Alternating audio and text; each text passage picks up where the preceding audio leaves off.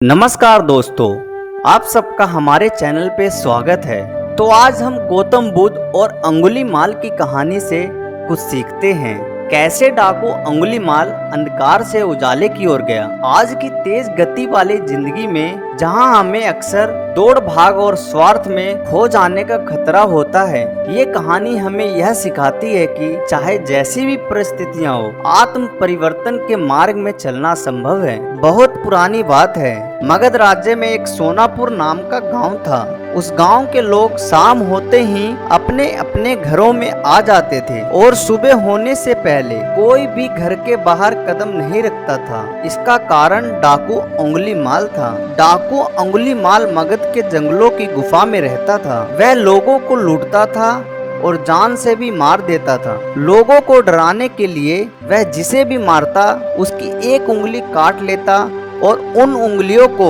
माला बनाकर पहनता था, इसलिए उसका नाम अंगुलीमाल पड़ा।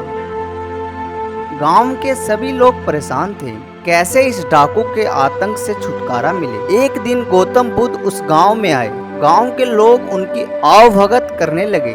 गौतम बुद्ध ने देखा कि गांव के लोगों में किसी बात को लेकर दहशत है। तब गौतम बुद्ध ने गांव वालों से इसका कारण पूछा।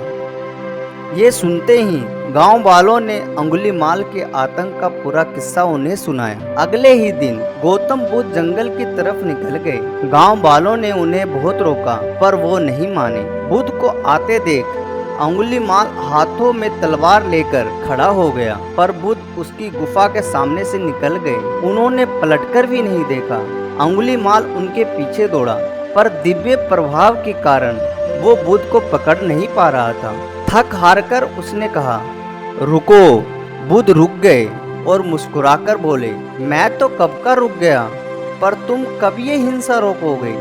अंगुलीमाल ने कहा, सन्यासी, तुम्हें मुझसे डर नहीं लगता? सारा मगध मुझसे डरता है। तुम्हारे पास जो भी माल है निकाल दो, वरना जान से हाथ धो बैठोगे। मैं इस राज्य का सबसे शक्तिशाली व्यक्ति हूँ। बुद्ध जरा भी नहीं घबराए और बोले, मैं ये कैसे मान लूं कि तुम ही इस राज्य के सबसे शक्तिशाली इंसान हो। तुम्हें ये साबित करके दिखाना होगा। अंगुलीमाल बोला, बताओ कैसे साबित करना होगा। बुद्ध ने कहा, तुम उस पेड़ से 10 पत्तियां तोड़ कर लाओ। अंगुलीमाल ने कहा, बस इतनी सी बात? मैं तो पूरा पेड़ उखाड़ सकता हूँ। अंगुलीमाल ने 10 पत्तियों को तोड़कर लाकर बुद्ध के हाथों में दिया। बुद्ध ने कहा, अब इन पत्तियों को वापस पेड़ पर जाकर लगा दो। अंगुलीमाल ने हैरान होकर कहा, टूटे हुए पत्ते कहीं वापस लगते हैं क्या? तो बुद्ध बोले, जब तुम इतनी छोटी सी चीज को वापस नहीं जोड़ सकते तो तुम सबसे शक्तिशाली कैसे हो? यदि तुम किसी चीज को जोड़ नहीं सकते तो कम से कम उसे तोड़ो मत। यदि किसी को जीवन नहीं दे सकते तो उसे मृत्यु देने का भी तुम्हें कोई अधिकार नहीं है।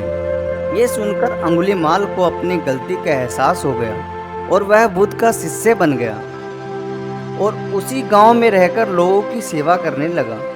आगे चलकर यही अंगुलीमाल बहुत बड़ा सन्यासी बना और अहिंसा के नाम से प्रसिद्ध हुआ। सो दोस्तों, ये अंगुलीमाल की कहानी लोगों के लिए आज भी प्रेरणा का स्रोत है। यह कहानी हमें यह सिखाती है कि जीवन के किसी भी समस्या का समाधान आत्मा में ही होता है।